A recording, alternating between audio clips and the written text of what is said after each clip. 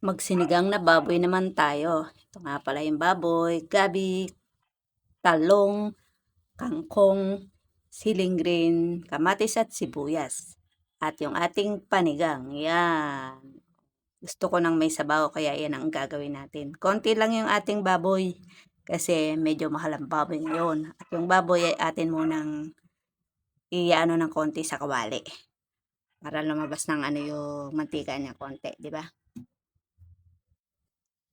Alam nyo, medyo pricey ang baboy ngayon, kaya konti-konti lang ang natin. Tapos, syempre, daanin na lang natin sa gulay. Masarap naman ang gulay pag marami. Konti nga lang ang kakainin kong baboy dyan. Alam nyo bang yung ulam na yan pang dalawang ulam namin yan?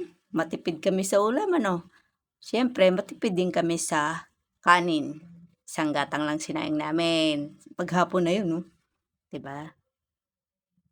O, yan ang ating lutong ulam. Masarap kaya humigop ng sabaw.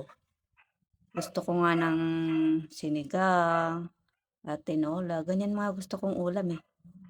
Kaso pag madalas naman ganyan, ayaw ng mga kasama ko sa bahay. Alam nyo kasi iba yung mga panlasa natin nung araw. Mga simpleng ulam lang, okay na tayo. Sila ay hindi. Hmm? Atin ang titikman ng aking luto. O, huwag kayong mag-alala. Kami lang naman kakain yan. Hmm. Asim, di ba, no? Sarap humigop ng sabaw. O, ano pa hinihintay nyo? Kainan na. Ang ating masarap na sinigang. Sayang nga lang walang okra.